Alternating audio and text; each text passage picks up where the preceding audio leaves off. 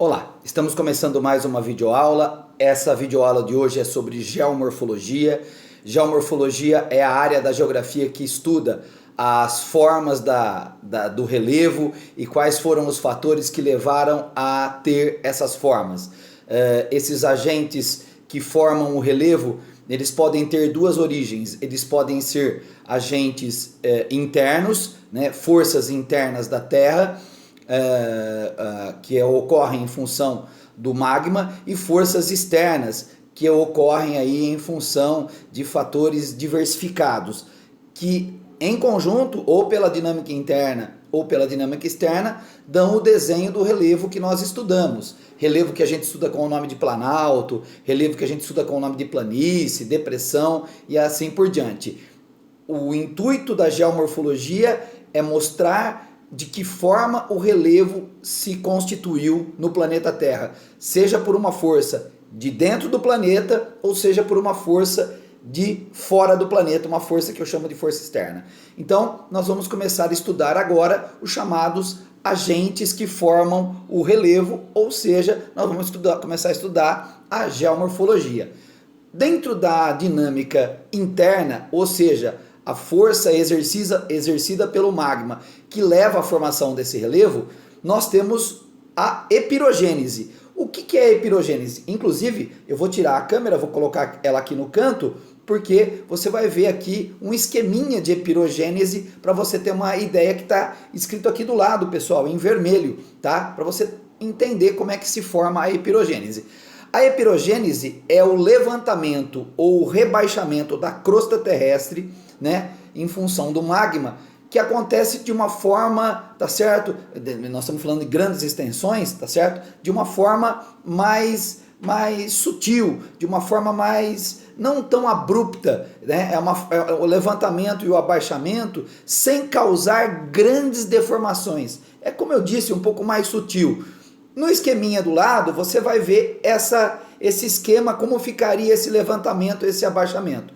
A gente não pode se esquecer que a Terra é uma estrutura sólida. E quando você mexe numa estrutura sólida, a gente vai ter essas fraturas aí na crosta terrestre, tá certo? E essa distorção na crosta, justamente por isso, essa distorção que a gente chama de deformação. Então o esqueminha do lado dá uma noção para a gente, mostra essa questão do levantamento e o abaixamento sem uma grande magnitude. Vamos virar o slide. Virando o slide, a gente vai ver, deixa eu pôr a câmera numa posição que fique melhor. A gente vai ter a noção da orogênese. Orogênese dá origem às grandes cadeias montanhosas, que a gente chama de dobramentos modernos. Nós damos o nome de dobramentos modernos. Os dobramentos modernos vão dar origem à Cordilheira dos Andes, ao Himalaia, a Rochosas, enfim, ali no sul da Europa, Alpes, Cárpatos, Cáucaso, essa formação de grandes montanhas pelo mundo afora. É o choque das placas, é a região ali onde as placas se chocam e levantam as grandes cadeias montanhosas. Lembrando que a parte mais alta do planeta Terra, o ponto mais alto do planeta Terra é a Cordilheira do Himalaia, onde está o Monte Everest, com quase 9 quilômetros de altitude, 8.848 metros de altitude.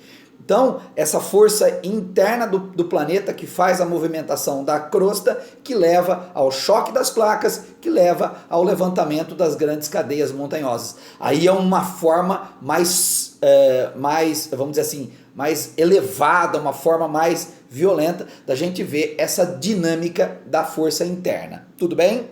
Bom, aí eu vou te mostrar uma imagem da Cordilheira dos Andes e a força que essa dinâmica interna tem para fazer, tá certo, essas grandes cadeias montanhosas pelo mundo afora. Depois, um outro fator que modifica o relevo também é o vulcanismo.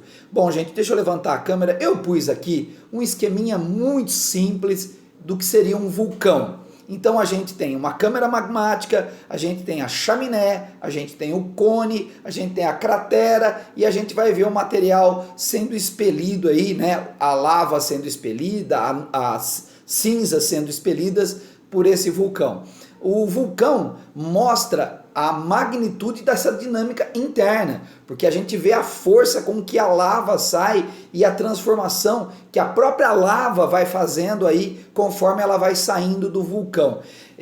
Na minha opinião, é uma das forças mais violentas da natureza, junto com outras, como é o caso da água, como é o caso do vento. Mas eu vou virar aqui, vocês vão ter uma noção, mostrando aqui imagens de vulcão em atividade, o quão é bonita essa imagem e o quão ela é poderosa, o quão ela pode mudar a parte externa da casca da Terra, o chamado relevo da Terra. Eu acho que por essas imagens a gente tem uma noção, inclusive, de como o homem não tem a menor condição de lidar com isso, porque a força é muito maior do que o homem pode lidar.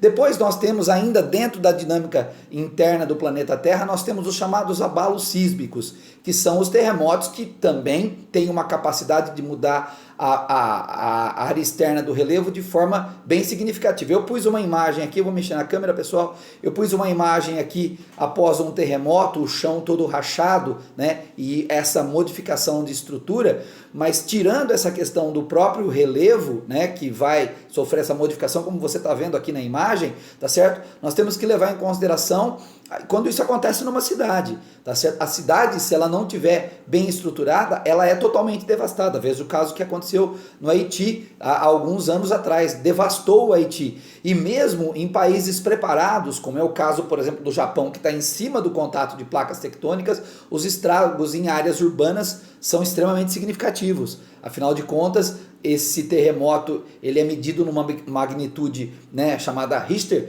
e quando o terremoto é de grande magnitude, um terremoto, por exemplo, de escala 8, os estragos que ele provoca na área urbana são muito fortes, muito pesados.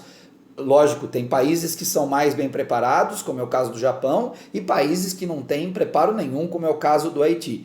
Os terremotos eles vão acontecer em áreas de contato de placa tectônica, é comum acontecer na área de contato de placa tectônica, onde as placas se atritam e aí formam os abalos, ocorrem os abalos. Tudo bem, gente? O Japão é um exemplo clássico disso, que eu estou mostrando aí as placas no Japão, e lembrando o seguinte, né, pessoal, o Japão ele está em cima do contato das placas tectônicas e ali o terremoto acaba acontecendo de forma mais significativa. Quando você tem o terremoto em terra, né, nós temos ele provocando esses estragos tanto na paisagem natural quanto nas áreas urbanas, mas quando você tem esse terremoto nos oceanos, tá certo? Você levanta as grandes tsunamis, que são a tsunami é aquela onda gigante que é quando acaba quebrando na praia, também provoca estragos muito significativos. Aqui uma imagem do Japão após um terremoto, e olha que é um país preparado para terremotos, hein? Tá certo? Olha o que acontece com a estrutura sólida da cidade, tá? E olha quando ele acontece no mar e levanta as grandes tsunamis. Essa é a tsunami chegando no Japão também. Essa imagem, ela fala por si só, né? O quão há uma força nesse agente da natureza. É impressionante, é muito, muito impressionante mesmo. Depois, nós temos os chamados agentes da dinâmica externa, ou seja, são as forças externas do planeta Terra que vão moldar o relevo. Esses agentes são, lógico, eles vão estar muito associados ao clima, por isso até eu coloquei esse mapinha de clima aqui, tá certo? Mas a gente vai estar então trabalhando com a ideia da água e da força da água como um agente transformador. A gente vai estar falando do gelo, tá certo? Que as pessoas não imaginam a força que tem uma geleira e a capacidade que ela tem de moldar o relevo, e também a dinâmica dos ventos. O vento, com o tempo, ele vai mudando o relevo também. Há uma força no vento para fazer essa modificação. E eu não coloquei aqui no slide, mas a gente também tem que pensar que o ser humano também provoca essa modificação dentro da área externa dentro do relevo. Nós humanos também provocamos uma modificação do relevo. Bom, eu vou ficando por aqui. Valeu, galera. Até a próxima videoaula.